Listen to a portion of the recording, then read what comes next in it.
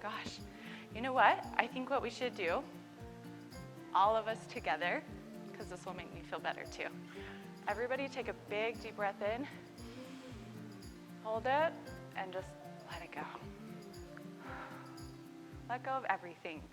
Let go of anything that's at home, anything you have to do tomorrow, just let it go, okay? One more, okay? Okay, I think I'm calmer now too. I'm sure you've all heard that if you talk to a plant really nicely, it will grow and flourish more than if you ignored it, right? You've all heard that. Talk to your plants, be nice to them. Well, there's actually a scientific study behind this. They put 3 plants in their own individual rooms. One plant, they went in once a day and they said really nice things to it. And then all 3 of them had their basic needs, right? Their water, their sunlight. And then the middle plant, it had no interaction, just its basic needs. They would come in and water it, and then walk away. The third plant, they would go in and say terrible things to it. Be very mean to this plant and say awful things to it. Well, 2 of these plants lived. One of them flourished. One of them was like, eh. The third one died. Isn't that crazy? I love hearing and reading about this study because it shows that the words you speak are literally so physically powerful. They're so powerful. So what do you think about when you say mean things to yourself? You're just saying them because you need to be better, or you're not doing this, or whatever. And so you get after yourself over and over and over again. It might be because you had like some experiences as a child that made you think you had to be either perfect or that you need to please everybody or show up in a certain way or not show up, which was my experience as a child. I was always minimized. I felt very small. And so I'm not saying it's your fault that you're saying bad things to yourself. It's okay. It's almost like innate, something that we have to do as a human being to be better. It's normal, right? But I'm here tonight to help you change those thoughts and flourish like the first plant. So I'll tell you a little bit about my story. Sorry, one more breath. As Casey mentioned, with my second baby, I struggled with postpartum depression. I also struggled with postpartum anxiety, which I had never even heard of before until it was happening. And I thought, this is so weird. I've never felt this way or like been this person before. And then I found out that it's a real thing. And I had my baby in the winter time, and I actually lived up Provo Canyon in a cabin. For almost a whole year I lived in this cabin. And in the winter time, my husband's work gets very, very busy. So I had a baby, and I had to live in this cabin. I didn't know anybody around me, and my husband was gone all the time. I think that was definitely a huge trigger of postpartum depression for me, and anxiety, because I was alone and worried about everything. And it was just so isolating. I ended up being able to tell my husband what was going on, and I'm having these thoughts, and it's not a good situation.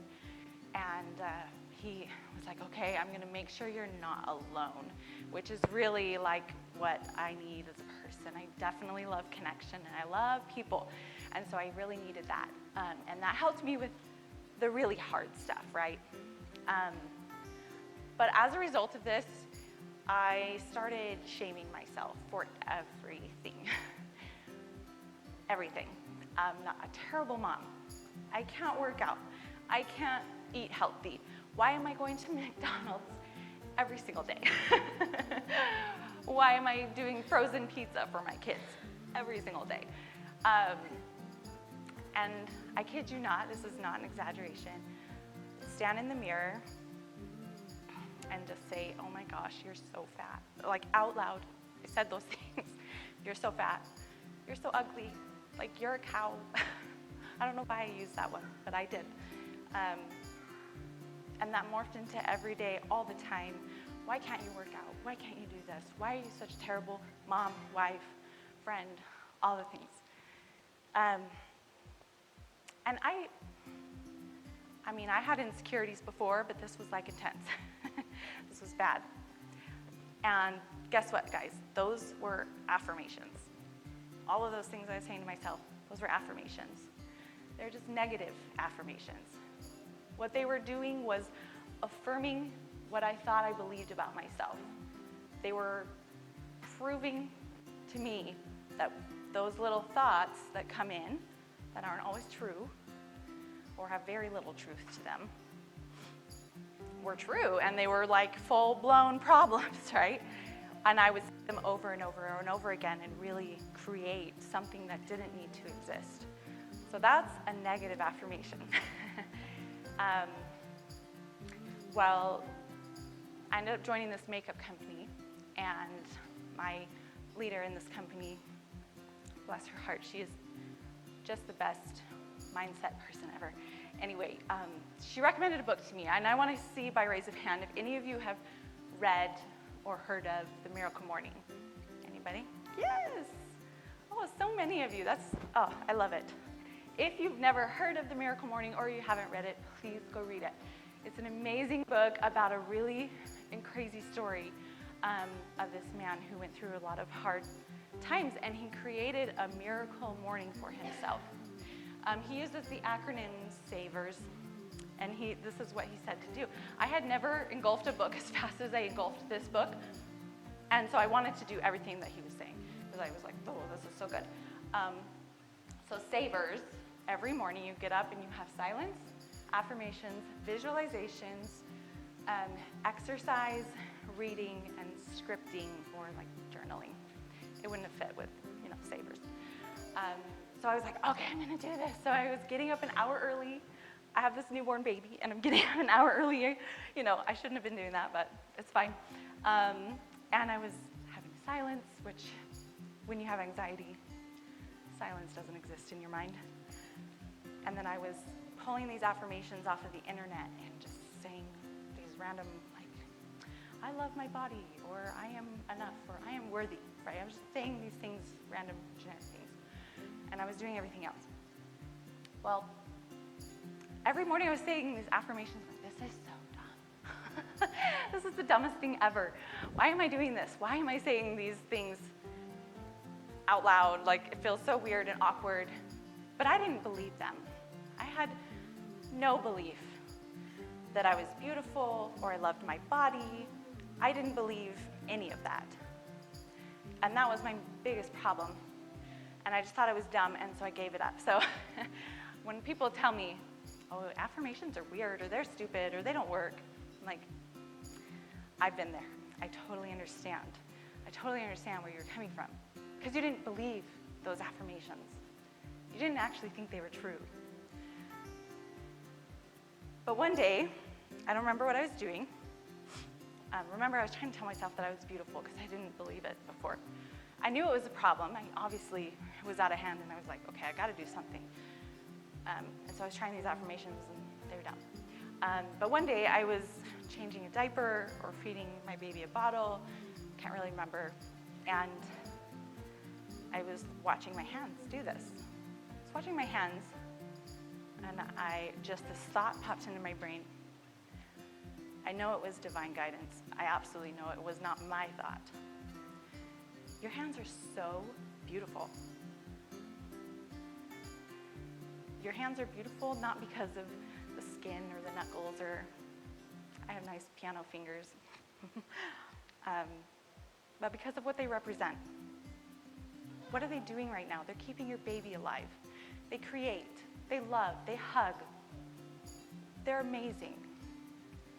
And that clicked for me that that is a little bit of proof that the rest of me is beautiful, that I am beautiful. And finally, I could sort of start to believe that affirmation. So, we're going to get into in a little bit this process. I've gotten some secrets for affirmations for you. So we'll dive into the secrets in a little bit. But why affirmations? Why do we need affirmations? Well, think about the plant, right? The plant flourished. Think about kids. I know a lot of you are probably moms, or you've dealt with kids, or you know how kids work. When we give kids positive reinforcement, they're more likely to be happy to improve and do more, right? What if we started doing that for ourselves? We can give ourselves positive reinforcement and affirmations that we are doing a really good job and that we're amazing. We're all amazing. We're amazing. So they can remind you of the amazing qualities that you have, or they can remind you of your bad qualities if you're using negative affirmations. So switch it, flip it. If those negative thoughts come into your head, flip it. And find a little bit of proof that that quality is actually, or there is a good quality out of that instead of the negative one that you think. And then from there, we can expand those qualities into bigger and better improved qualities. They keep us positive. I have to look at my list, you guys are never gonna remember everything. They just keep us positive and help us to have a happier life. Why wouldn't we want that? You want that, right? We all wanna be happy. And affirmations can help us do that. They can keep a positive mindset in our life for ourselves. And in my experience, when I learned to love myself and have empathy and grace for myself, I could see it in so many other people. Once you learn to love yourself, you can love other people so much stronger and better. They can help you achieve goals, which I'm sure a lot of you have heard that if you say an affirmation every day, then you're gonna achieve whatever it is that affirmation says about you. And then they help you gain confidence and love yourself. And confidence is relative. We have another keynote on confidence, but when you say those things over and over again and affirm those qualities, it gives you confidence.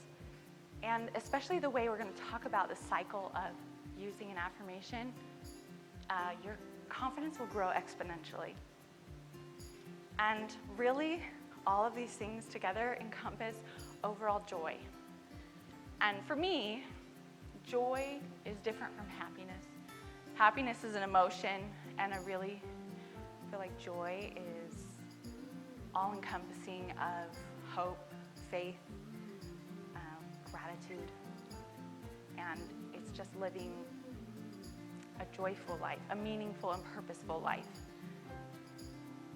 So why wouldn't we want to use affirmations, right? I'm just trying to convince you that what I'm saying is really good.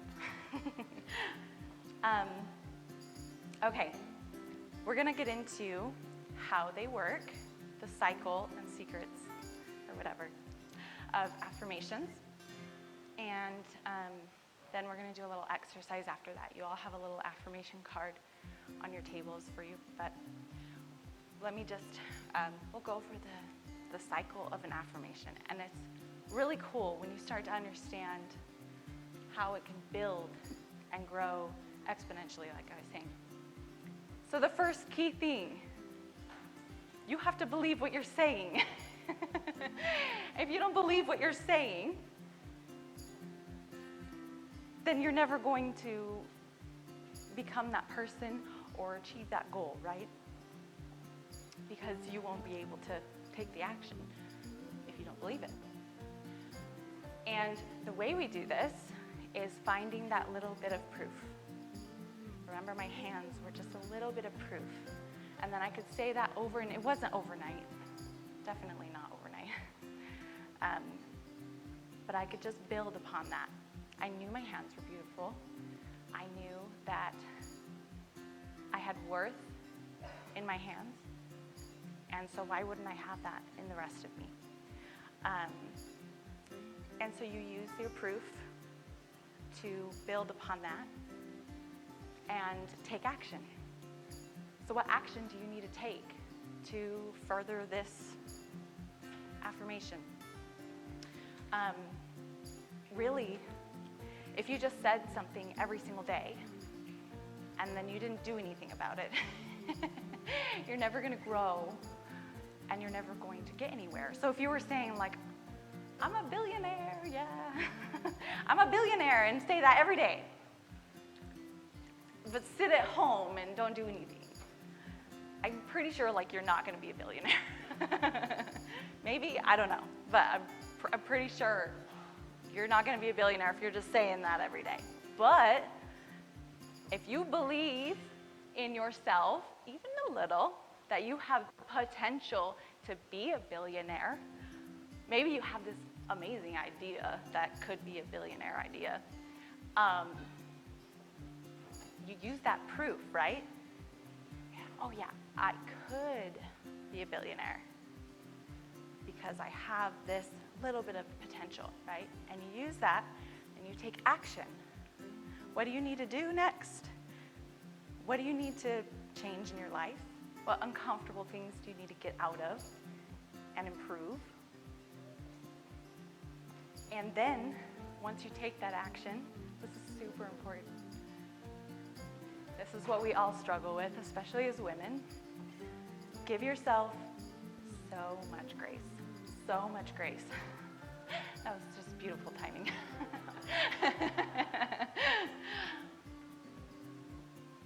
You've got to be kind to yourself when it comes to improving anything. I know for myself, especially while I was going through that hard time, I tried every single diet, and like I spent a lot of money on protein shakes and supplements, and I'm not saying those things are bad, because they're not. But I would like do it for a week and then fail, and I didn't have the belief in myself that I could do it, because the failure to me was proof that I couldn't. And so I would stop and waste all those protein shakes and stuff. I eventually drank them all, I promise. And once I learned to give myself some grace and just be like, oh my gosh, look at you. You tried really hard. You did a really great job at what you wanted to do. We'll just try again tomorrow. And I realized not even tomorrow, every moment is another opportunity to grow or to do better or to try again. Every moment. So you can have those thoughts, those feelings, those hard things that you may have done. But in this next moment, you can try again. You can have a better mindset. You can do it again, and it's okay. And you leave the past where it is and stop shaming yourself for what you did do or didn't do, and give yourself some grace. So that's probably the most important secret to affirmations. So first you need to believe it, find the proof, take some action, do what you need to do to get there. And that builds your proof, so the next time you say that again, you're going to believe it more.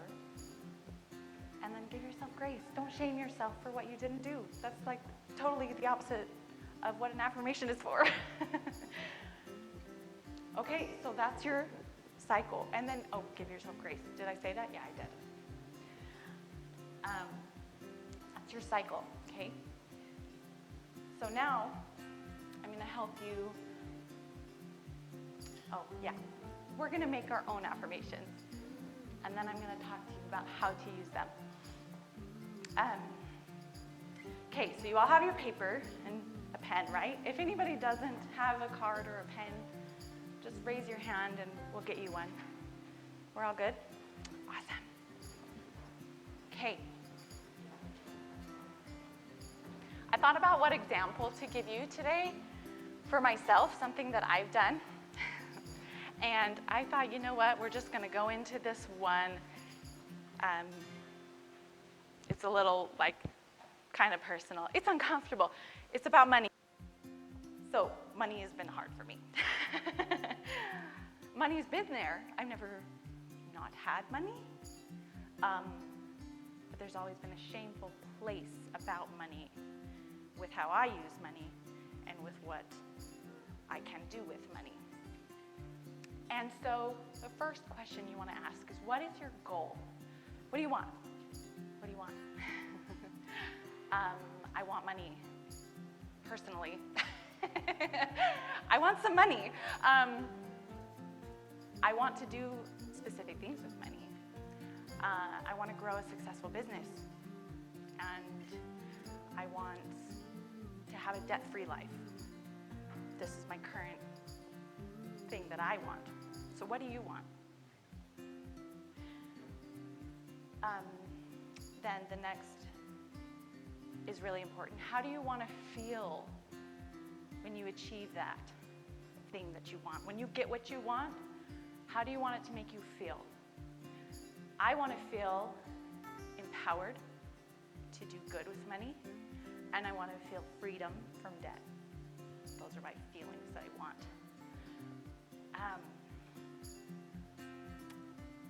And then the next one takes a little bit of visualizing, stepping into somebody else's shoes. Who do you want to be? Or who do you need to be, sorry. Who do you need to be in order to achieve what this affirmation says? What action do you need to take? For me, I feel like I need to be somebody who is wise with money, who knows what to do with that money. And so my affirmation I've been using for quite a while now, and I will get into it, but it's just, I am wise with money. I am wise with money. That's been a really difficult thing for me to believe based on my past.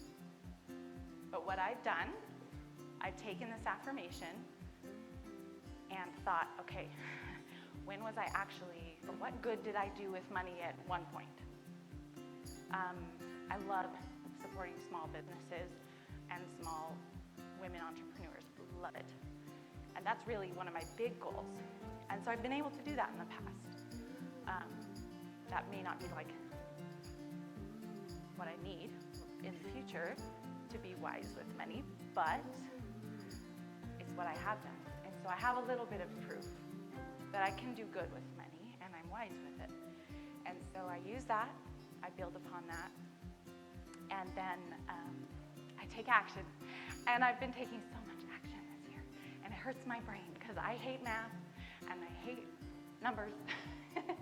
I hate looking at the bank account and all that stupid stuff.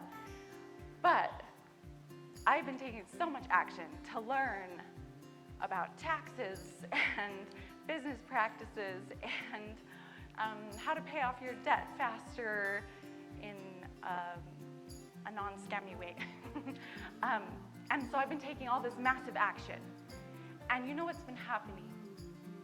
I'm more confident with my money. I know when I get even a little bit where to put it. And then I've been seeing miracles, little tiny miracles with money. And so this one little affirmation that I've been saying to myself and building upon has been changing the way I see money, the shame that I felt in the past about money, and I can see a really amazing, bright future with it as well. So let's go over these questions one more time, and then I'm hoping somebody will share. I hope. So what's your goal? What do you want? How do you want to feel when you get there? And then who do you need to be, or what action do you need to take to get to that goal? Now that you have your affirmations, and hopefully you're able to get something, at least a rough draft today, or some ideas, I want to tell you how I use affirmations. And they're not what you think. But first I want to tell you about the different ways, real quick. So there's actually something called subconscious repetition, and you can record yourself saying it over and over again, and put headphones in and fall asleep, and then your subconscious mind will change. I've never done that. There is science backed behind it, and it does work, but that's intense. And me as a mom, I'm not gonna do that. Or maybe one of the most popular ones is you stand and you look at yourself in the mirror and you say it in the mirror. I rarely do that. Sometimes I do it at the gym, because the gym's hard. You compare, and it's hard. Anyway, but that's not always practical too. You can get a cute card. I have a jewelry shop that comes with an affirmation card on every piece, and you can put it on your mirror and you can say that affirmation. It's a great reminder. Still not very what's the word? Practical, yeah. But it's great. There's apps out there, and if you want, come ask me. I will show you the apps that I use. They're really cool. They give you just a daily reminder. Or you can also record yourself, and it'll play pretty music in your own voice.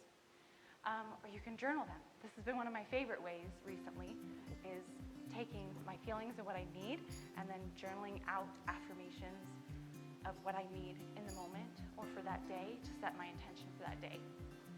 But this is the one that I use all the time, and it's just casual reminders in the moment.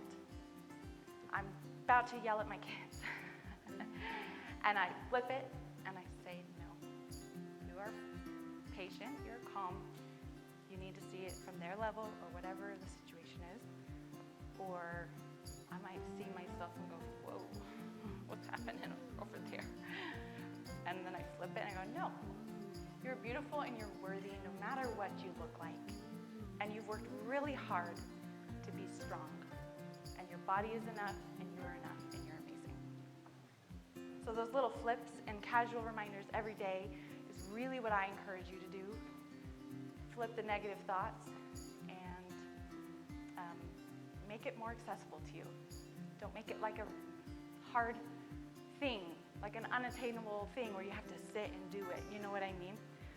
Just make it part of your life. And that's really what's changed me, is just making it part of every day and using them. I talk to myself a lot. Maybe I'm weird, but I talk to myself a lot. A lot of us have this running thoughts through our head. And when those were negative, it was taking me down. But when I talk to myself in a more positive way, it launches me forward to be better and do better. Okay, I'm just gonna close really quick with telling you some thoughts that I've had recently. I believe in God, and I believe in Christ, and I believe that He wants you to have these tools. I grew up, in the LDS church, and I was told I'm a child of God all the time, that I'm a divine daughter of Heavenly Father all the time. Did that make me not shame myself for not doing or not being or not whatever? Especially in the culture of, everybody deals with expectations that they can't reach, right? But we were taught that, then see differently. And it just never clicked for me. But I have learned without a shadow of a doubt that God wants you to have these tools to be happy and joyful and have a joyful life. Yes, we're here to have trials. We're going to have trials. We all have trials. They're going to keep coming. Life doesn't change in the future of the way that how hard it's going to be. But God still wants us to find joy in everything. And I personally believe this is one of those tools. And I'm so happy that I could be here and give that to you today. And if you guys have any questions, you can find me after. But I think that's it. That's all I wanted to tell you. So thank you so much. So tonight, first of all, thank you, Stephanie. I love affirmations, and part of my physical transformation, that was one of the things that I did differently this time that I've never done before, was really like looking at myself in the mirror and being like, I am so awesome or something, you know. Well, I didn't just say that. I came up with like ones that were really personal and stuff, but I loved that, and I think it is really powerful, and I love the example of plants. I thought that was so cool, so thank you so much, Stephanie. Okay, so tonight I'm going to talk about your physical transformations, and we're going to talk about it through transportations. So like think of different things like cars and buses and trains and things like that. First, we're going to talk about airplanes. So when you get on an airplane and you're sitting there and they do your safety spiel, this is something they always talk about, and they call it like the oxygen mask principle. So it says, place the oxygen mask on yourself first before helping small children or others who may need your assistance. So when it comes to your health in this, it's the exact same thing. And I think as women especially, we have this like, for some reason, we feel like that it's really selfish and that like thinking about ourselves first, but that is so not true, because if you think of it in this way, you are not being selfish at all. If you don't help yourself, you could possibly be laying there without oxygen and no one around you gets any help either. And so the first tip for tonight, I'm just gonna give you small little health tips, is tip number 1, make your health a priority. Take care of you so you can take care of others. If you are not taking care of yourself, you can't take care of anyone else, right? So that is tip number 1, and I'm sure you guys can relate to that. Tip number 2, we're gonna take it. Oh, I forgot I had some cool quotes. Okay, so remember to take care of yourself. Sometimes you get so busy taking care of others that you forget that you're important too, right? So it's not I've heard that quote where it's not like taking care of yourself isn't I'm more important, it's I'm important too. Like, I'm important, so I'm gonna take care of myself, and then I can be better to take care of my family or when I'm working or whatever. Give it more. Dr. Phil, so it's gotta be true, says you have to take care of yourself before you can take care of others. And then I love this one, you can't pour from an empty cup. So I can't give what I don't have, okay? So think of these, I want you to consider these questions. Like, are you getting enough sleep? Do you generally eat healthy so that you have energy to do what you want, what you need? Or are you just like snacking on your kids' food, you're making them something and you're just eating as you go? Or like, I'm starving and I'm gonna go do this right now, I'm just gonna hurry and go through the drive-through, and the fastest thing, I'm just gonna eat what is quickest, you know? And that, I feel like that's fine to do. There's nothing wrong with that. I'm just saying, like, is it something you do all the time? Or are you just, you know, or are you thinking about your health? And like, most of the time you try to take care of yourself, and then sometimes, you know, you get the cheeseburger. And then how much water are you drinking? Do you drink water? Water's real good for you. When's the last time you went on a walk or were outside or did some exercise? This one is kind of funny, but like, do you like get dressed and take care of yourself? I mean, we all, especially with quarantine, like, who cares? Like, yesterday was the first day I showered. That's gross. But I was like, well, it got to Wednesday and I'm like, well, if I'm gonna shower Friday, that's like too close. So I'll just keep going. And then, poor Tyson, but it's fine. So, oops. So I want you to keep those things in mind about like what are you doing to take care of yourself? These are simple. This is not like something someone's asking you to do that is outrageous. Like, do you do these things? Or could you do one more? Okay, so now we're gonna talk about trains and about switch points. Is there someone up here that would be willing to read just like a little part for me? I will be on the next slide. Oh, okay, thanks, Tressa. Okay, I'm gonna give it to you. It's kind of small, so you can read that. Yeah. Okay, the course of our lives is not determined by great, awesome decisions. Our direction is set by the little day-to-day choices, which chart the track on which we run.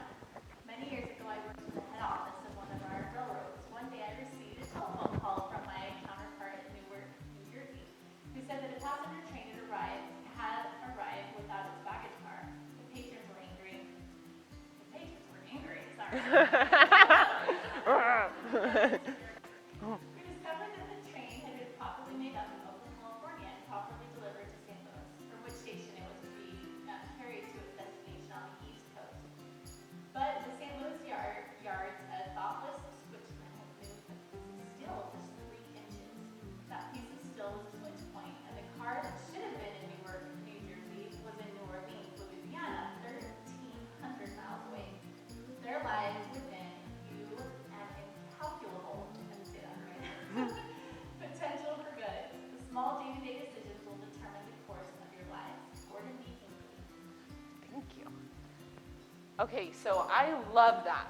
So you picture that, one spot, he literally moves it 3 inches. So that's not very much.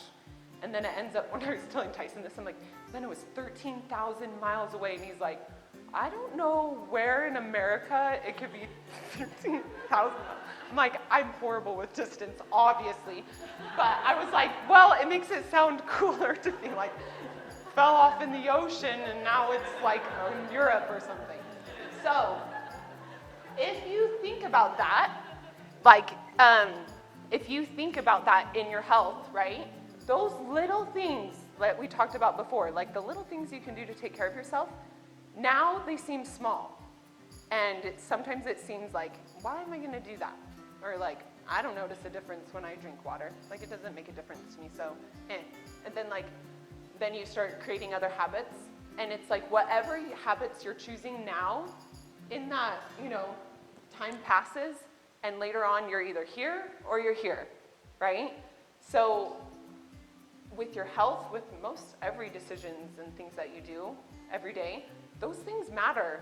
And so my second little tip for you is that the habits you do today or you start today, they do make a difference. And we're gonna come back to that.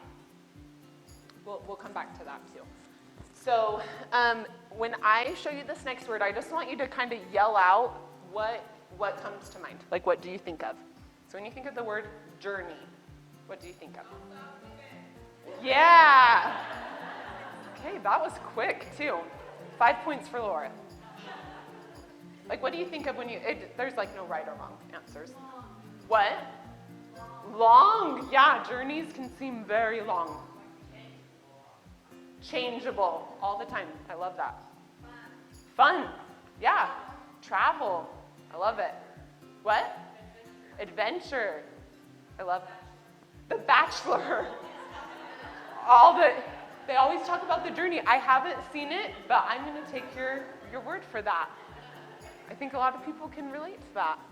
Okay, so when I thought of this word, oh my gosh, I'm like, I don't know, but that felt really cool. I feel like we should all take a minute to dance or something. Or just like, what is it? Yes. Okay, so the thoughts I had on this were that our journeys aren't necessarily like just about the destination, right? So usually a journey is because I'm trying to get somewhere, and along the way is the journey, right? So I have 3 people who are helping me. So if you are one of those 3 people, you can come up. Come on down. They know who they are. But it would be funny if someone else stood up too, Okay, so these are my friends, and they're gonna do a little demonstration for you, and I want you guys to just think like, what in the heck does this have to do with your physical transformation? Or journey, or the word journey. So they are gonna start here at the balloon arch, and they're gonna show us what a journey might look like. And they are gonna end at the health and hope sign, okay? On your marks, just kidding. Okay, go.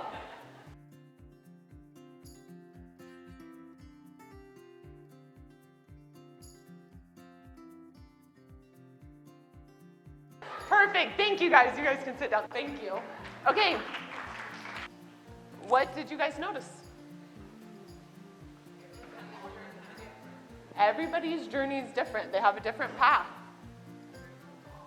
There's no wrong journey or right journey. Or timing. Holly went somewhere. We don't know where she went. But then, did she make it to the destination? Everybody made it there. they made it to their goal. They all had a goal, but each of them did it different, and that's totally okay. Something else too is that they didn't watch each other. They weren't focused on what the other person was doing. They were just doing their thing. And that is so important, especially with health. I mean, with everything, because I honestly think comparison is totally the thief of joy. You will lose your joy if all you're doing is comparing yourself to other people, because you will always feel the lack of like, oh, well, they do that, and I obviously can't, or I'm not doing good at this, or they can do that so quick and I take forever. But Jess still got there and she took forever. So let me show you. So this is your journey. I love these. Don't let your ice cream melt while counting someone else's sprinkles.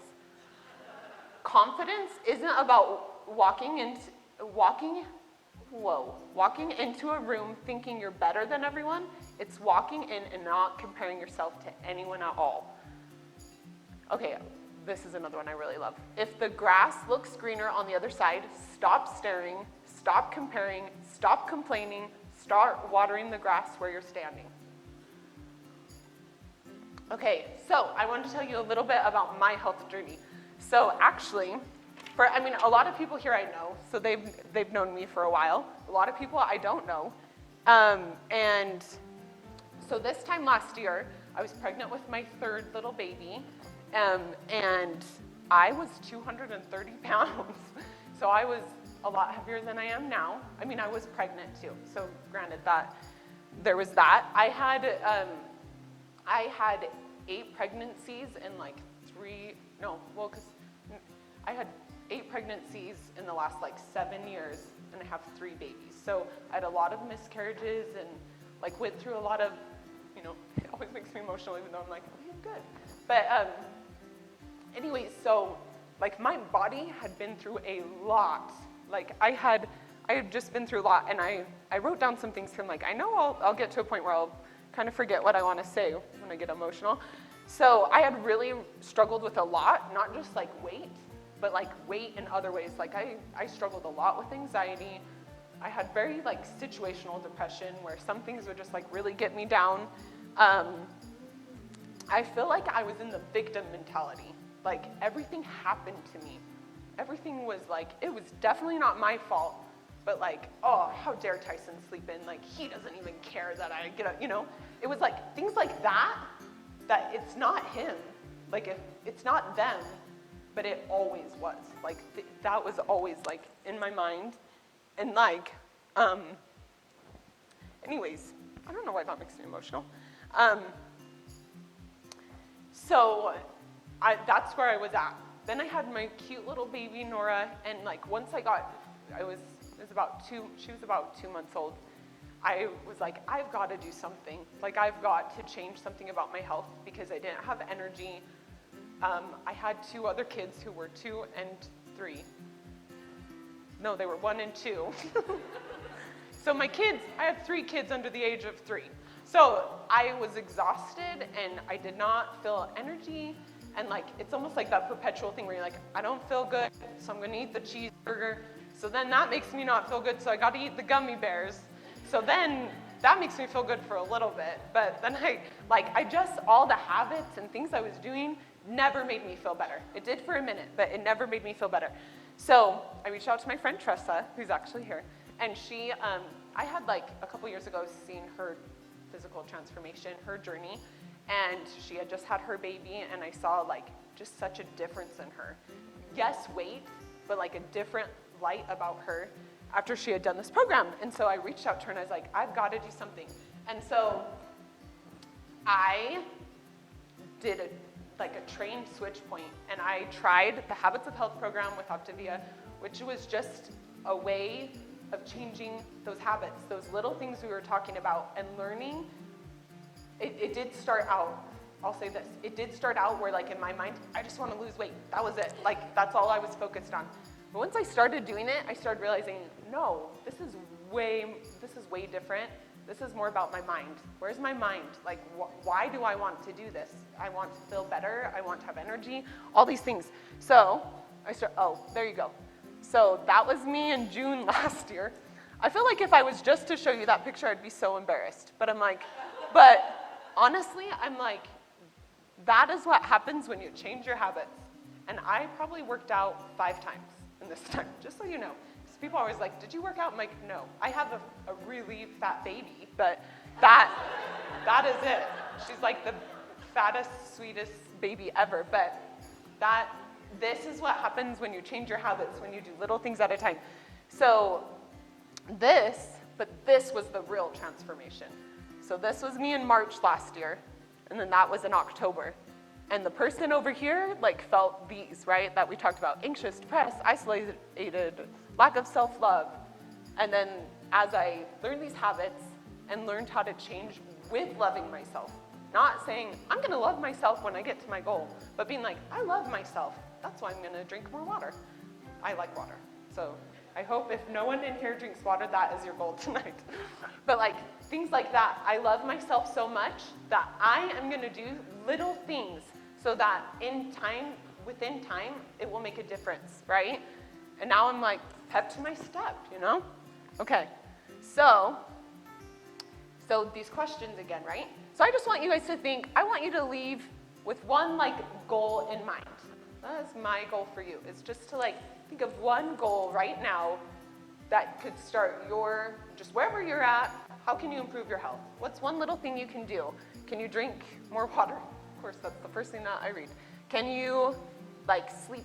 Can you get better quality sleep? Set a time, go to bed a little bit earlier, even though it's nice to stay up late, you know? So, I also, throughout this whole thing, once I got to that middle picture and was like, I feel so good, I decided that I wanted to help other people. So that's what I do now. I help coach people to find that health, to help them create those habits and do that for themselves so that they can find, not necessarily losing the weight, but gaining everything that I gained. I gained the confidence, I gained the knowledge of health and all those things. So if anyone here has any desire, you want help on your journey, just know I am happy to help you. I also, those health assessments that we handed out, if you want to fill them out, the first 50 people to bring it back there during one of the breaks, we have a little fueling, a brownie that you can try. And then I also have my own personal giveaway that at the end of the night I will give to someone. So anyways, I thank you so much for letting me share, and let's do some giveaways. Yay! And I was certified at the Life Coach School. And at the Life Coach School, Brooke Castillo, she didn't create, but she did. She created the model, but she didn't invent it, because all of the things that come in the model are things that have already existed in our lives. And so on your table, there are 2 pieces of paper, and there's one that says journal, where it's a thought download, and then it has another page where it's to do 2 different models. So how they talk about doing a thought download is every day of just completely emptying out, and we'll wait on that for 1 sec. See, I could totally act that out, huh? You completely empty your brain just to get all the thoughts out. Who here journals or writes in a journal? Why do you do that? Do you find it therapeutic? Why do you write in your journal? Yeah, you. So, yeah, therapeutic, that's how I express myself, and so when I read out, so writing out is the way that I express my emotions, and with the affirmation, our family works on that. Wow. Wow. Yeah. I just went through all of my journals. We prepared a video for my daughter and just went through everything. And it was crazy. When I was a junior in high school, I had some pretty horrible thoughts about my body, where I was like, I am 52 freaking years old, and I'm not gonna think those anymore. I'm gonna have my own back. But it was just really kind of sad to me to go back and see. Why do you journal? Yeah.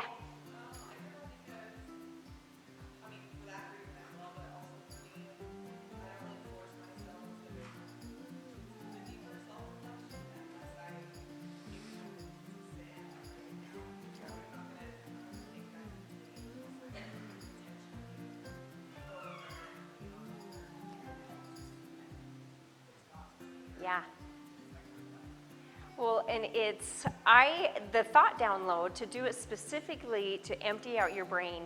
And it was really interesting when I was first taught this, and they teach you to just completely empty out all your thoughts. And we're women, we multitask, we think a lot.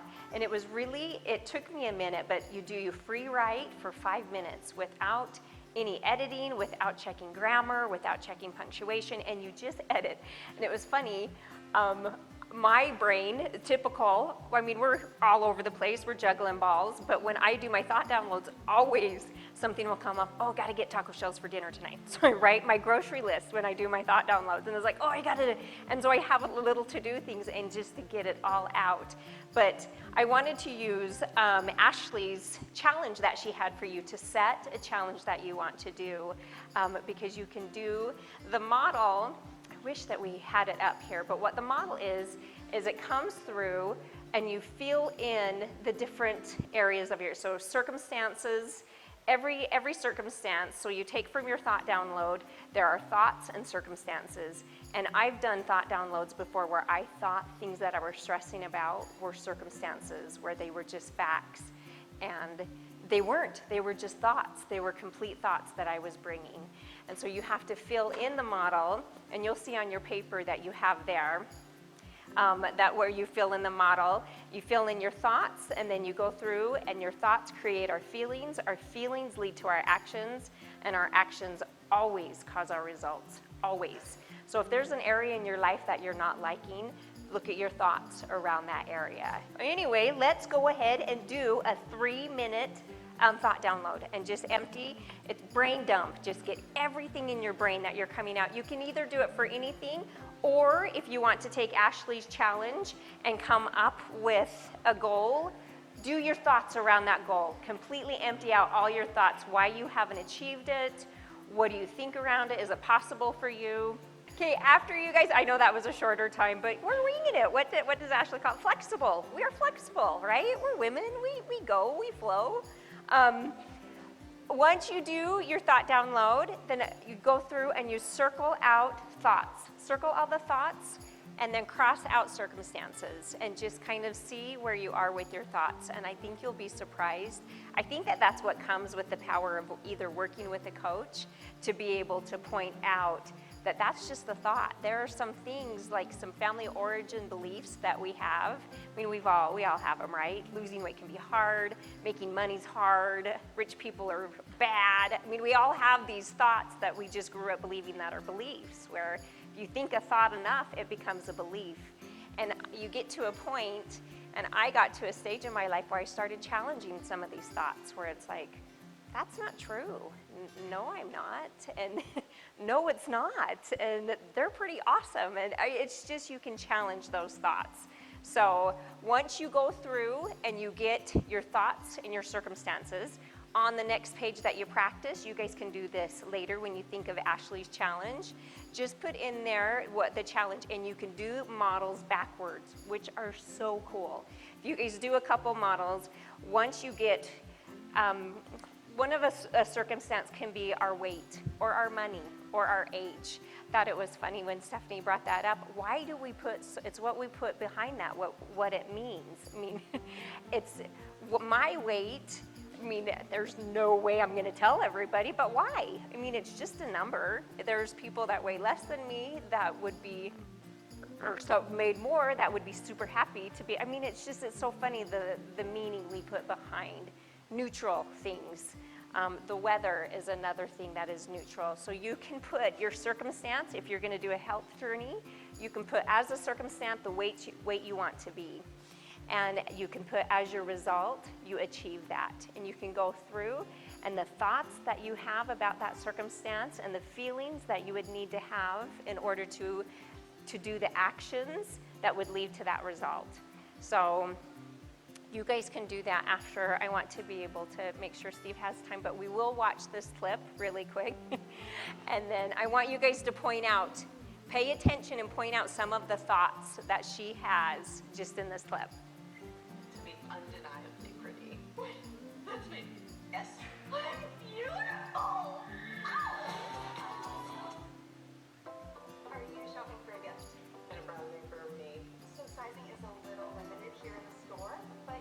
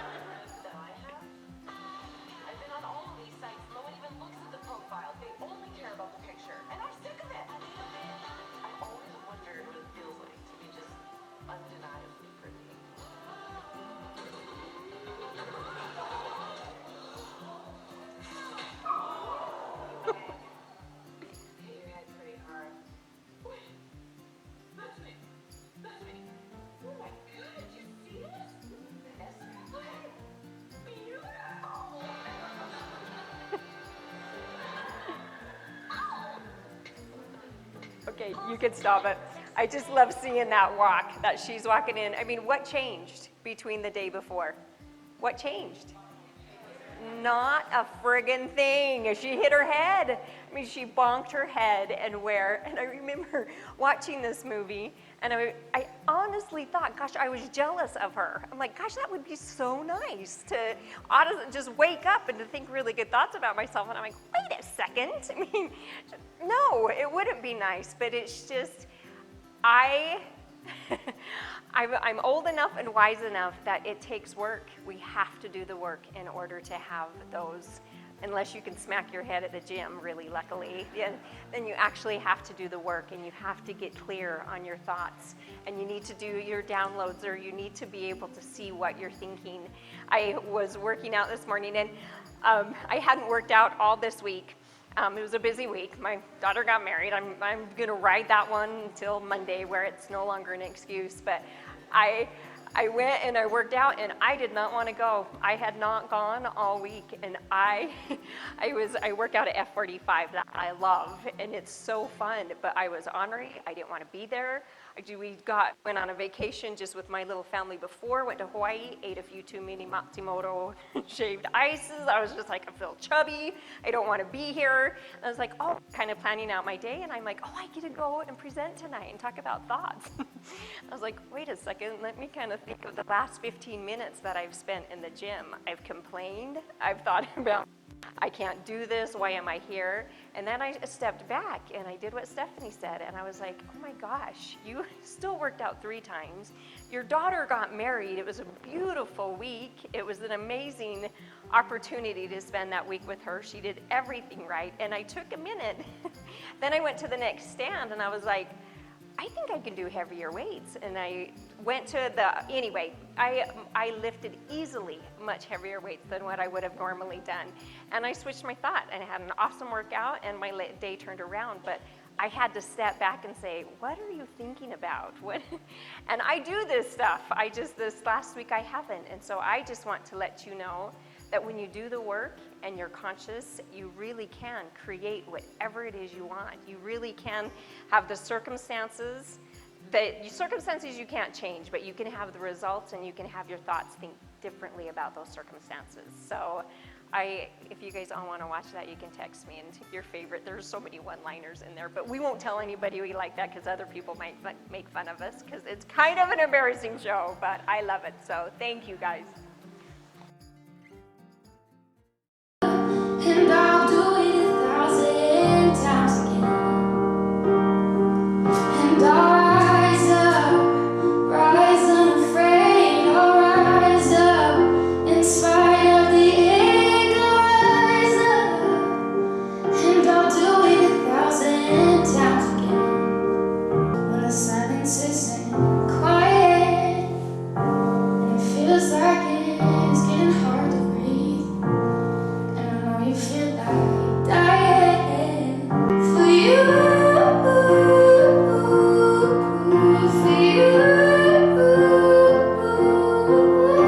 and I'll do it 1,000 times again. For that we have each other. Hey, we will rise, oh, we will rise. Oh, we'll rise,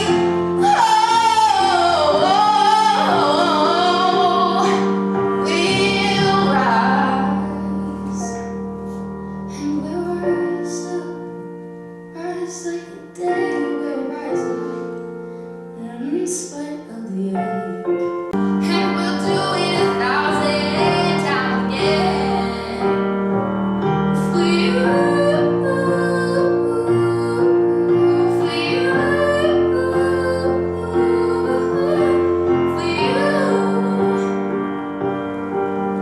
for you.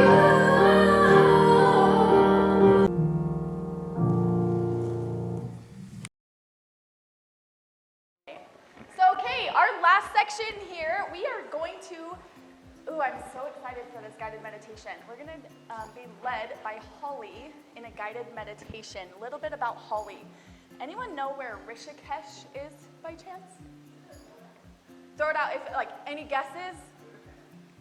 Okay, yeah, me neither. Well, guess what? She studied yoga and meditation in Rishikesh. It's in India. How cool is that? So she studied there and has been teaching yoga and meditation for 4 years.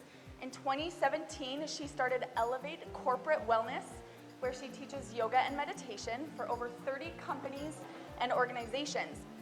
She hosts community mindfulness retreats and Airbnb retreats and has taught for a number of local studios. So Holly is amazing. We get to hear from her. And after Holly, our keynote speaker is Steve Eastman. There's so much I want to say about Steve, but I'll keep it short just because of time. You're lucky, Steve. Steve Eastman's been practicing as a therapist for over 20 years. He owns and is the owner and CEO of Family Transitions Counseling in Pleasant Grove. I've been there many times. He's amazing. Steve has worked with individuals struggling with a wide assortment of family and marital challenges, including anxiety, depression, addictions, and grief.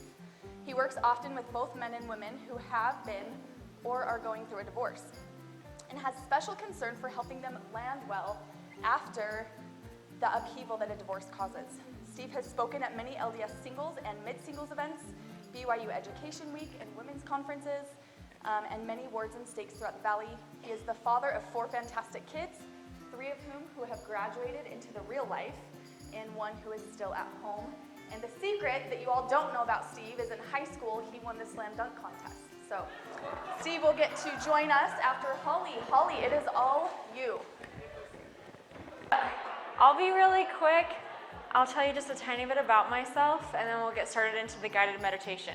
I have been studying mindfulness, practicing on my own for I think it's been about 10 years now, and I received my yoga and mindfulness training in India a little over 4 years ago. Since then, I've been teaching all over the place. I've taught for about 30 different companies. I teach primarily mindfulness, but a lot of yoga as well. So that just gives you a little bit about myself if you're wondering why I'm standing up here and what we're about to do right now, if I've ever done this before. So I have, and I love meditation for many, many reasons, primarily for what it does within myself. The stillness and the calm space I can find within, you cannot find anywhere else. And with the state of the world right now, I find it very appropriate to spend a bit of time with ourselves, finding that stillness within. So we're gonna do about 9 minutes of meditation here. I'll guide you through it before Stephen. Now I gotta check my time so I don't go over. Okay, so we're gonna start. If you've never meditated before, it doesn't matter. I'll walk you through it. So remove anything from your hands. If you're holding anything, it might be distracting you, drop everything. And then uncross your feet if your feet are crossed, planting your feet firmly on the ground. And roll your shoulders down and back so you create some space through your chest, and sit back in your chair. You want to be comfortable. And now close your eyes. It's been a night full of uplifting messages, good conversation. But take a moment to just notice what it feels like to be seated here in your chair, in this beautiful space. And just notice your breath. Observe what it feels like to be seated here with your feet grounded into the earth, just breathing.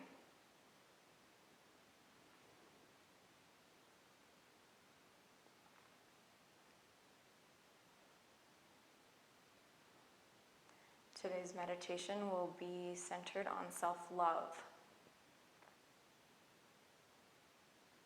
It can often be challenging to receive love from ourselves. But I ask you to look past the doubt, look past the opposition, allowing yourself to really feel the love for yourself tonight. In this place of stillness, bring an image of yourself into your mind. Imagine yourself standing in front of you,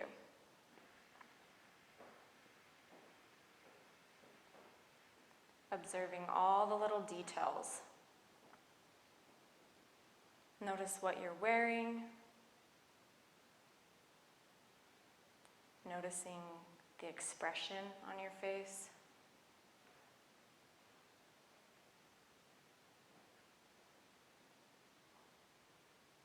Now, in this moment, it's easy to want to start nitpicking and pointing out things maybe that we're not a big fan of. But look past that. Look deeper. Starting with your face. Observing and seeing the humanity in your face.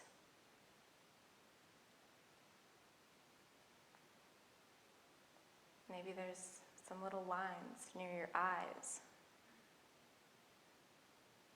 near your mouth. Love these lines, for they were hard-earned, and they show great signs of wisdom and life.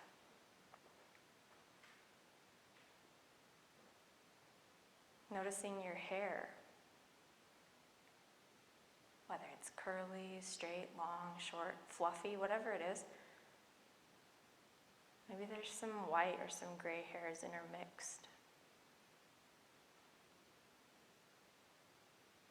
Love this hair. Appreciate that you have this beautiful hair.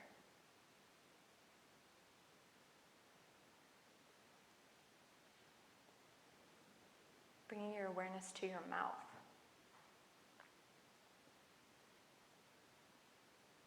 Think of all the beautiful, kind words of upliftment that your mouth has spread across this world. And appreciate your mouth.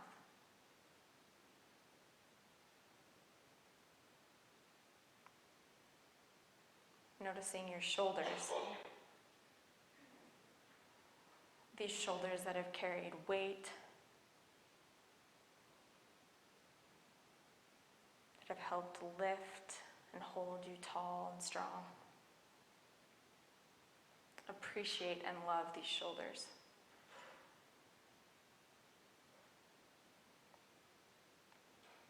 Looking at your arms and your hands. These arms that have lifted and maybe sometimes even carried others that are in need.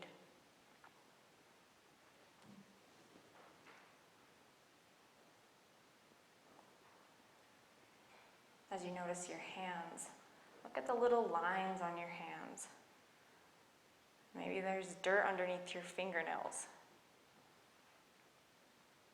Think of all the beautiful things that your hands have helped you to accomplish. And love your hands.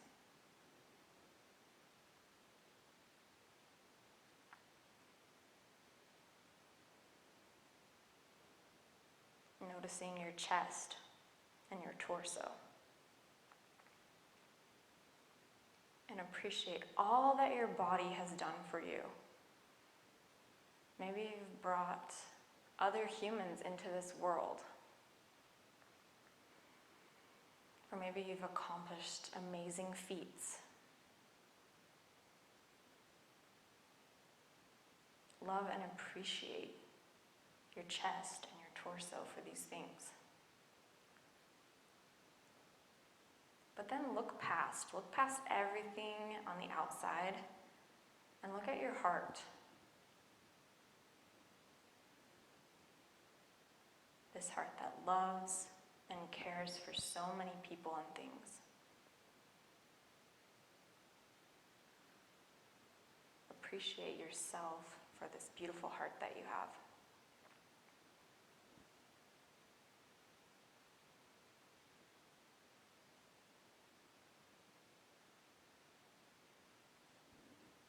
Observing now your legs. Think about all the wonderful things you've been able to accomplish with your legs. The people that you've been able to walk beside. the places that you've been able to go.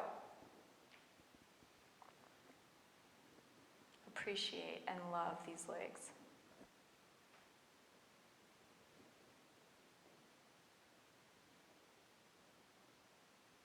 Noticing your feet, giving you the opportunity to stand tall. Appreciate your feet.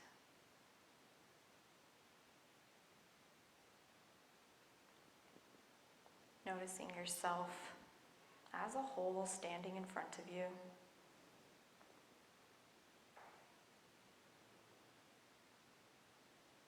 And in your mind, repeating the phrase, you are brave, you are beautiful, you are enough.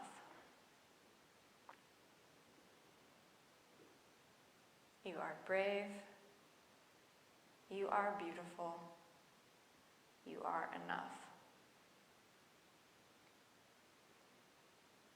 I am brave, I am beautiful, I am enough.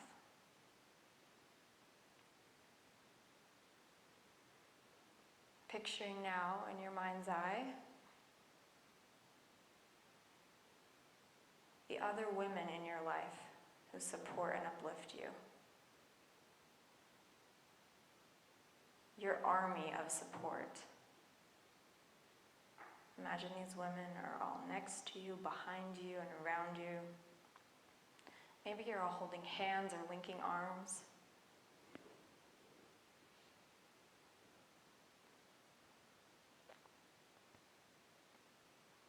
Notice how it feels to be surrounded by all these people who lift and support you.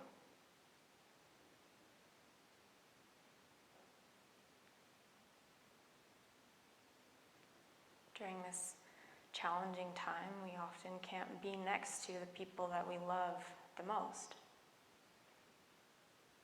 But here in this space, you can feel that energy, that presence, that love.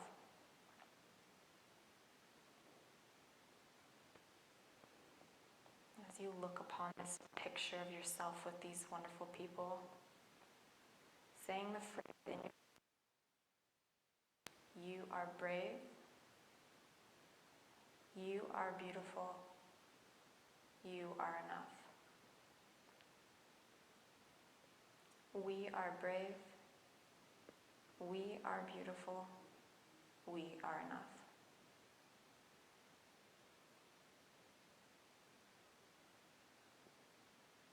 Sending all the love and appreciation you can to these beautiful, wonderful women in your life. I'm grateful to be with you today. It's a lot of fun for me to be able to speak, and I did realize a few minutes in to sitting back there that I'm a little outnumbered. I'm like the only dude here, unless the babies. Okay. But I'm glad to have an opportunity to be with you. We'll see if this works. I don't have tons of slides on it, so it's not a big deal if it doesn't. That'll be okay. But I can just talk with you without referring to that very much, other than I'll try to show you if we can get it later on one particular picture, but we'll see what happens. So just to kind of recap, in going through the evening, I've learned a lot today about things I got to work on. First off, I kill every plant in my house. That's probably not good in light of what was said about plants, right? So, secondly, with Ashley's affirmations, or Ashley's program that can transform your body, I've tried everything, guys. Still 5'4". So I can't vouch for her at all. And then I would try to sing also, but I'm not going to do that. No way. Lexi blew us out of the water with hers. And then Holly mentioned, as we got starting, everybody sit up tall. defeated right out of the gates. But at least with Lisa, I was thinking, okay, yeah, positive thoughts. We're going to get on this. So I want to share with you some tools, some techniques, some thoughts about, and sorry, I'll try not to pace too much, so you're just like moving that back and forth, about having hope. Just kind of think to yourself, I wonder if anybody here in the last year has had a moment where hope was maybe not the most prevalent commodity that you had. If any of you had some trouble with that, maybe thinking, man, this world today is just crazy. There's a lot of weirdness going on, but there is hope. We've got to do a little bit of work in order to understand hope a little bit better. So I'll describe a few things to you and talk about what I think hope is, and hopefully we can give you a little bit of an injection of that before you leave. And the important thing is that you'll notice there's kind of a common thread in everything we've been talking about today, which has to do with your ability and my ability to make things happen if we want to. And so that's what I want to talk with you mainly about. Regardless of what you might run into or what kind of dumb thing you may do. Now, I could ask by raising hand, how many of you have ever done anything really dumb that left you, some of you raising your hand. So that maybe left you feeling like, wow, there's no hope for me. But I'm going to tell you a story that I win every most embarrassing experience competition ever with. I have two, but I'm not going to tell you them. This happened some years ago when my son, who's now 20, was in kindergarten.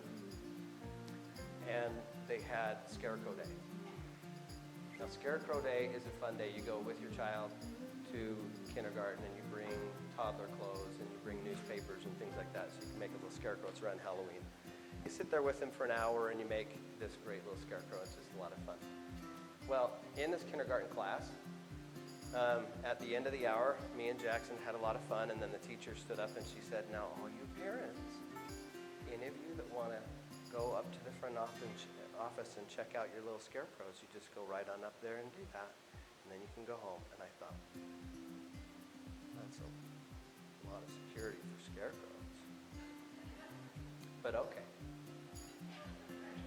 So I take the scarecrow, leave the kid in the classroom. Go up to the front office with this scarecrow. I'm waiting in line. There's a lady in front of me with the scarecrow and with her kid. She's filling out this paper. I got this down. That's where you check out the scarecrow. So she finishes up, she leaves the room. I walk up, I look at the list. Name, Steve Eastman. Now incriminated as to who this person is, written in stone. And then it says name of child. Now guys, men are really literal, okay? This is just so you know. Name of child, and I turned to the secretary who was on the phone, and I said, hey, this says, what's the name of your child? This is the form for checking out your child. Where's the form for checking out the scarecrow? She looks up from the phone at me like, and just goes right back to the call. There was a woman behind me with her child and a scarecrow who loses it. And I'm sure none of you would ever do this. But she couldn't even breathe. She could have used Holly's meditation for a minute. She was like hyperventilating and passing out, rolling, and I still didn't get it. I was like, what is your problem? You want to check out your scarecrow first? What's it do? So then in this very high-pitched squeal, you know when you're laughing so hard you can't talk, and you're like, that's all she could get out. She says, they don't care about the scarecrow. She says, when Mrs. Gunther said, all you parents, if you just want to check out your scarecrow, she meant your child, and then she loses it again. So I just ran home really fast. This got out there. I get home, my wife says, so how'd it go? Good. But really good. It was fun. It was good.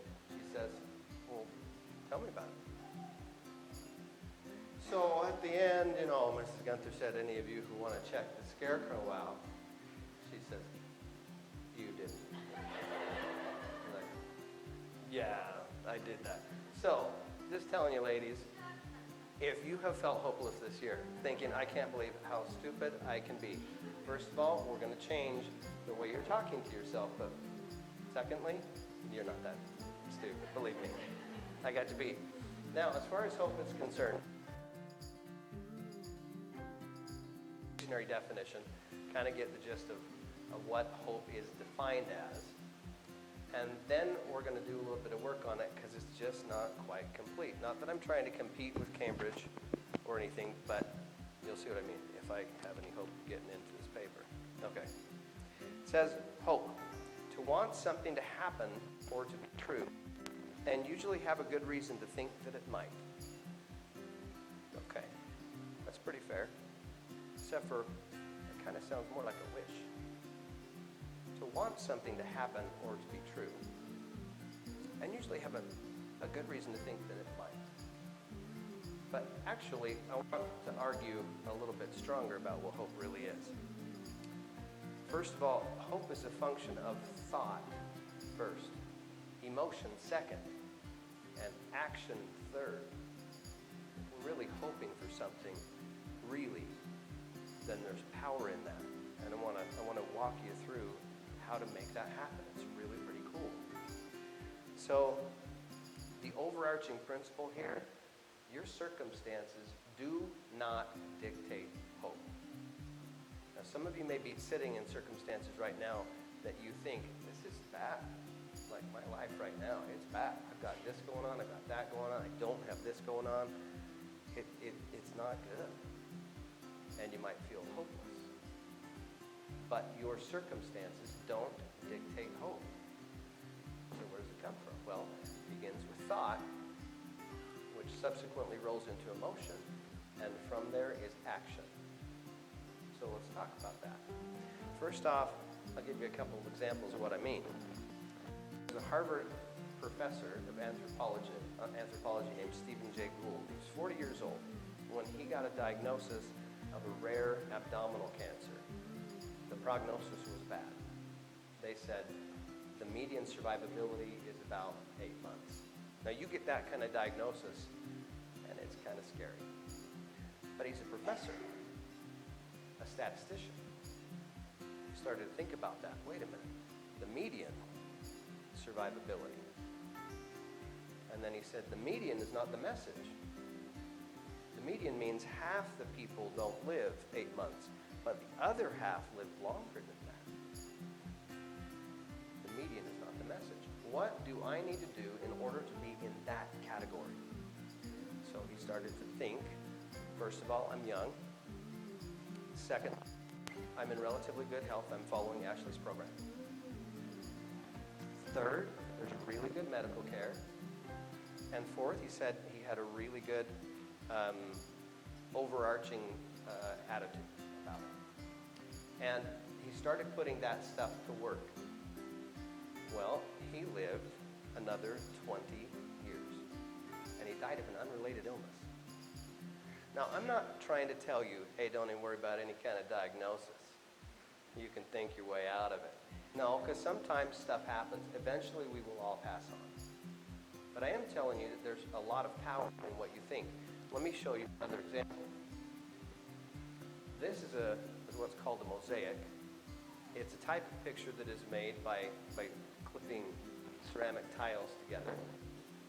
It's beautiful, very abstract, but beautiful. Well, is it even cooler if you know that the person who did that is my dad? Is it even cooler if you know that my dad is completely blind? Wow, don't ask me, I don't know how he does it. Sit there and just in the room. He's not looking at it, obviously, he can't see anything. He'll trim it, and then he just feels on the board, and he cements it down until he has a picture. It's incredible. How do you have hope when you're blind? How many people maybe would lose hope? It would be pretty easy to do, wouldn't it?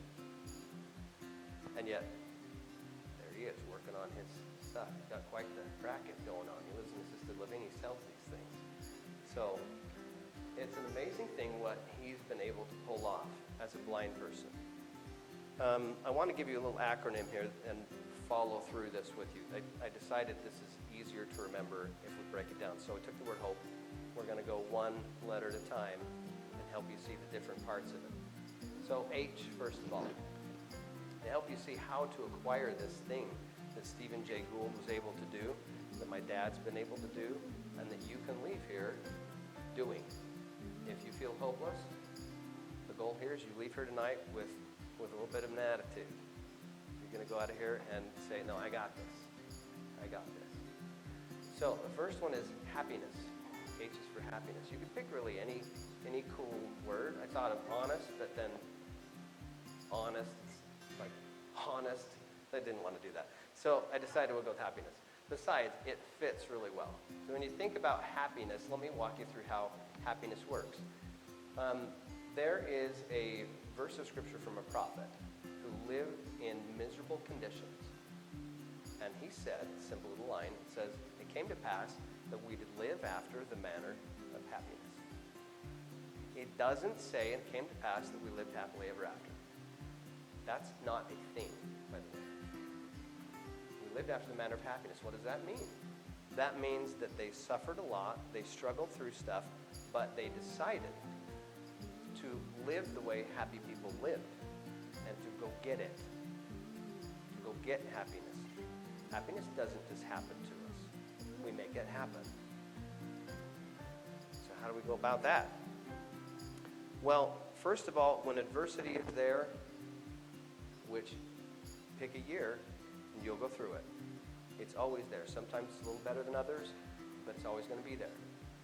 So when adversity is there, we make decisions about how we're going to pursue happiness. Set a goal and go get it. Some years ago, about 7 years ago, I went through some real struggles, real hard time. And I decided, you know what, if I'm going to survive this emotionally, I have got to get above this challenge emotionally. I've got to. So I developed a little mantra for myself. And it was, I will not sit in the shadow of this negative situation. I just won't.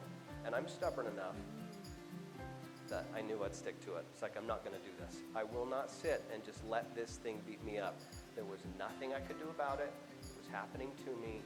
What do you do? So I wrote down on a piece of paper on one side all of the things I was struggling with that were happening to me I had no control over. Like Lisa said, what do you do about your circumstances? They happen to us. So I wrote them down. On the other side, I wrote down a list of what I'm going to do anyway. And that's where you get a little bit of a spark, some attitude. I want to be happy. So get out of my way and I'm going to go get it. And I wrote down that list and I started doing stuff. And some of it had nothing to do with the challenges at all. But I wanted to accomplish it. One of them on there was write a book. I'm almost done. That was 7 years ago, guys. I remember at one point I was writing a little bit, thinking, okay, I got to write this, I got to write this. I kept saying prayers, Heavenly Father, help me write this, help me write this, help me write this. One day, this little voice in my head said, I'm not going to write it for you. Oh yeah, okay, I got to actually do this. I got to make it happen. I have to do the work. If I want to be happy, if I want to accomplish a goal, I got to set it, and then I got to go get it. And being happy is a goal. The problem with pessimism is that's all we see. But optimism or realism looks right beyond it, including that in scope, but then starting to move forward. A good example of this was Thomas Edison. When Thomas Edison was at the time was cinematography, and he had this big warehouse. Some of you who studied his life a little bit know this about him. But he had a huge warehouse of things that you used back in the day. There was nothing digitized, so you had a bunch of film and chemicals and stuff like that in there.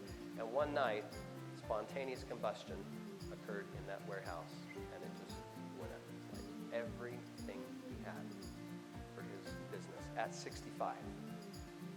That's not a time to start over. His daughter rushed to the scene to see if he was okay, and he comes rushing to her, kind of excited. He says, quick, go find your mom. Tell her to bring her friends. They'll never see a fire like this the rest of their lives. Next morning, he gathered his group together, his people, his employees, and started to delegate some things. He said, you go find some film. You go see if you can find us some chemicals. Will you go out and find a warehouse? And then almost like it was just sort of an afterthought, he said, oh, anybody know where we can get some money? He just had that kind of attitude. You know what's cool about this?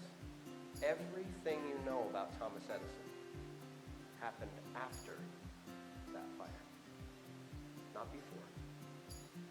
After that guy was tenacious. That guy could set a goal and go get it. And that's what hope does. Okay, third word.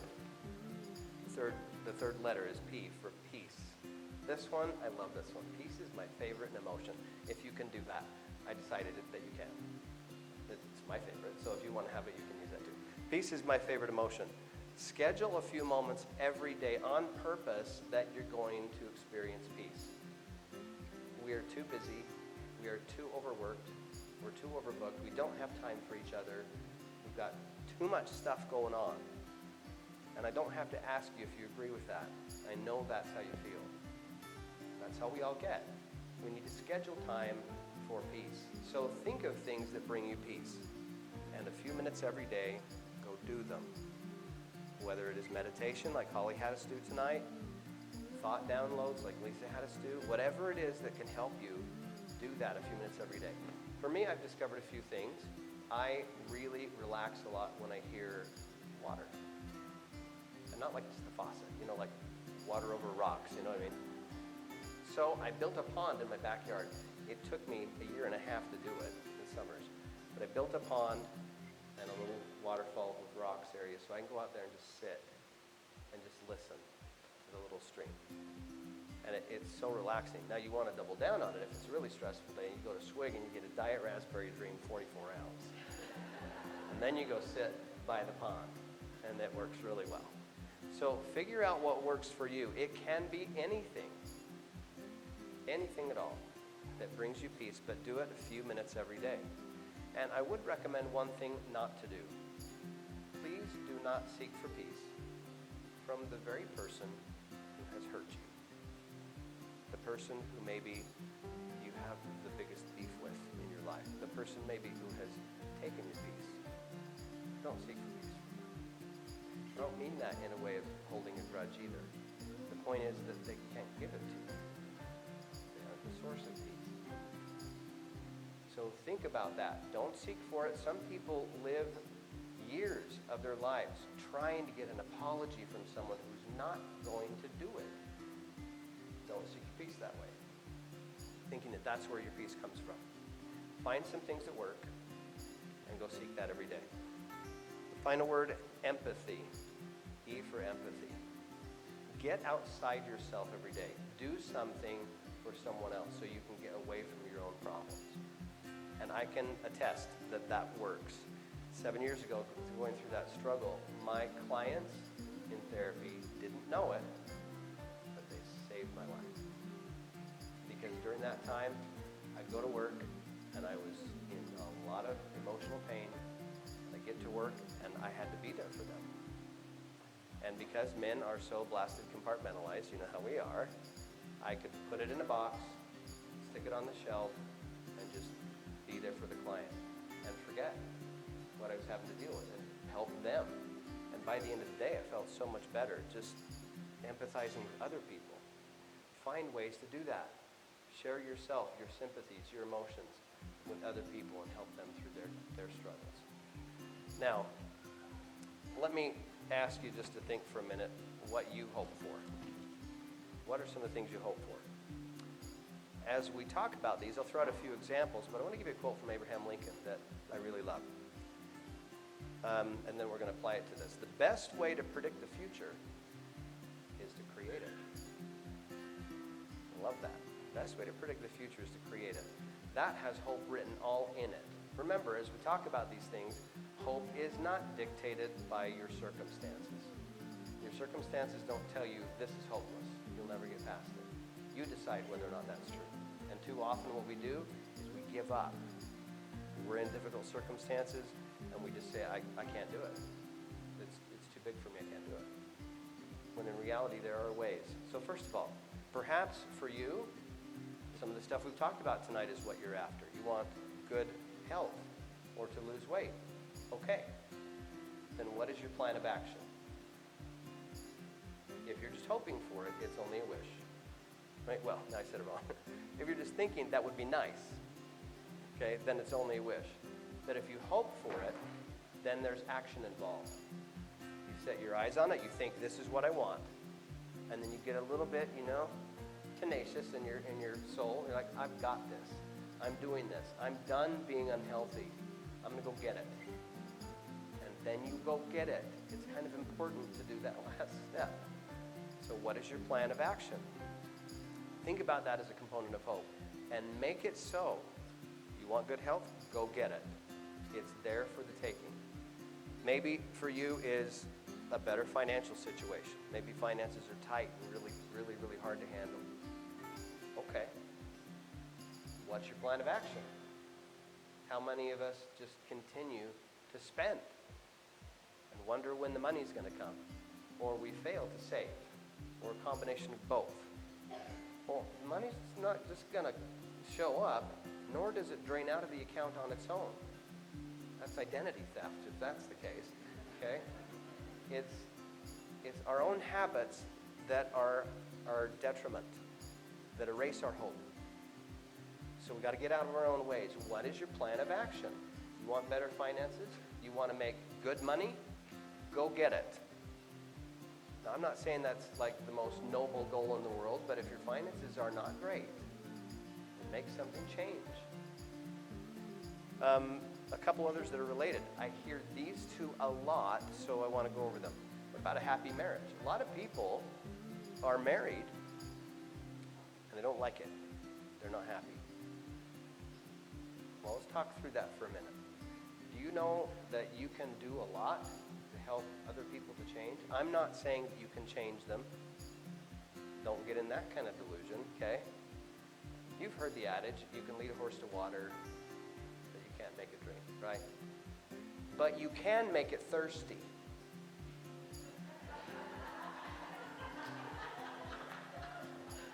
You can give it salt, and then it wants to drink water all on its own. So figure out your husband's salt. What is it? And I'm not talking about wooing him or anything like that. I'm saying we're talking about finding some things that really would be a persuasion for him to do better. Do you know what the best thing is for that? Change yourself. You know how often I hear things like this? I was right out of school, like brand new, didn't know squat. And I'm at church, and this guy comes up to me in the hall. He didn't pull me aside. He comes right up, just walks straight up to me. What do you do when your wife won't change?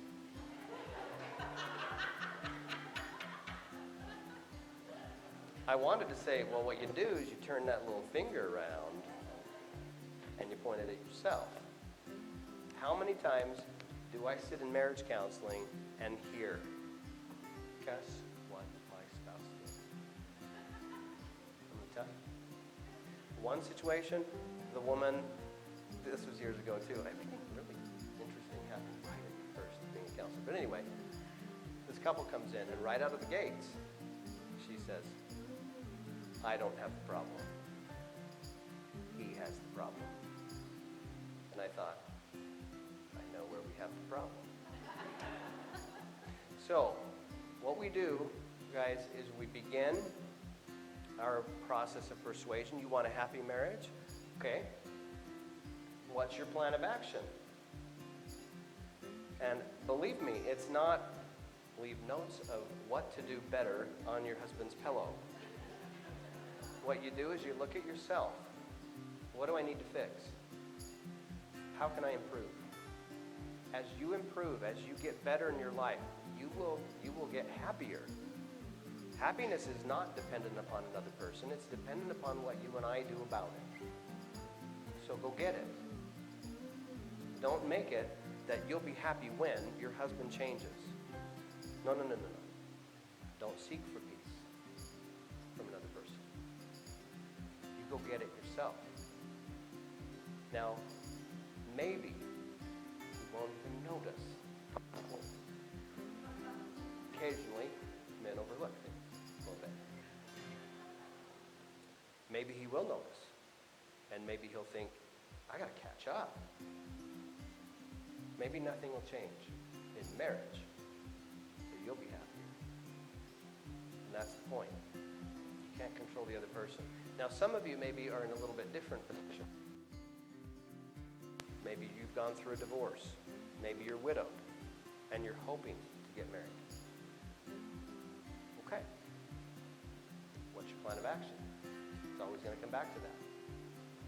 So I have a suggestion for any of you in that position.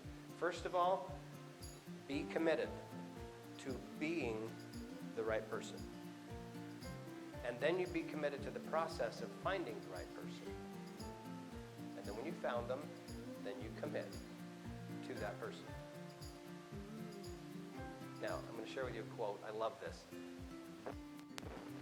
It's from William Hutchison Murray. It's in a book that is probably not a page turner. I can't even remember the title of it. It's something about, I remember now, the Scottish Himalayan Expedition. Isn't that exciting? 800 pages. Himalayan expedition, I don't know. But this quote is amazing. I'll walk you through the quote. Until one is committed, there is hesitancy, a chance to draw back, always ineffectiveness concerning all acts of initiative and creation. But there is one elementary truth, the ignorance of which kills countless ideas and splendid plans. That the moment one definitely commits oneself, then providence moves too. All sorts of things occur to help one that would not otherwise have occurred. A whole stream of events issues from the decision. Whoa, if that isn't powerful, right? Until you are committed, there's hesitancy. Do you know when the bulk of sports injuries happen? When you hesitate. If you just do the move, chances go way down of being injured. It's interesting. So lock and load. Make your decision about what you're going to do and go get it. Sometimes it requires a little bit of a reframe. Sometimes things they can look really discouraging. You have to do some work, like Lisa was talking about, to think differently. Things aren't always as they seem. Back in the 1300s, I forget the exact year, French military commander was given an order by the king to go into this town there where there were riotings. And the king said, you go in there and you shoot and kill every one of those rioters. I want that riot stopped. And he thought, I don't want to go kill them. I know why they're rioting. They want food. But if I don't, then I'm going to lose my head. So he did a little bit of cognitive work. I'm sure Lisa got to him, taught him how to do thought download, and he came up with a different plan. Sometimes we think all we've got are the options that we immediately think in front of us. He came up with a different plan. He went into the town square, and he had his men surround everybody, and they drew their weapons on him, and that stopped the riot. And then he said, I've been given an order to shoot and kill everyone here who's rioting. But I can see there are a lot of good, upstanding citizens here also. So I'll give you 5 minutes to clear the town square so I can get a really good shot at everybody who is rioting. Bet you can't guess how many good, upstanding citizens happen to be in the town square. Everyone left. He didn't have to fire a shot. Pretty cool. Well, let's bring it a little closer to home. I read about a mother once who had a problem with her teenager. Oh, that this is all we struggled with our teenagers. It'd be nice. She couldn't get him to make his bed. And she tried everything. She tried grounding him, taking his phone, all this stuff. Couldn't get him to do it. And then she reframed it. She thought outside the box. I have the perfect plan. And she went in and she made the bed for him. But, right before she did that, she went to the pantry and she got him the saltine crackers. And she went into his bedroom. She pulled the sheet taped a little bit over the top of the bed sheets. Crumbled some stuff everywhere, and then she made that bed so tight you could bounce a quarter off of it. Couldn't wait till he got home. I can just imagine how that went. She's laying in her bed like, he goes, he's getting ready for bed, brushes his teeth, lights go out, and then, what the, Mom? She says, oh, sorry about that. I was making your bed. I noticed it wasn't made, so I made it for you. I was eating. How many times do you think it took before he decided to make the bed himself? And it worked. There are reframes everywhere. The important thing is don't think yourself into a hole. There's always hope. There is always hope. But you got to go get it. So make some decisions. Whatever it is that is in front of you that is bothering you, that is slowing you down, that's a weight on your ankles dragging you to the bottom of the ocean. Figure out what your course of action needs to be and go get it. If you want happiness, go get it. The only thing in your way is yourself. There's plenty of hope. Just reframe things.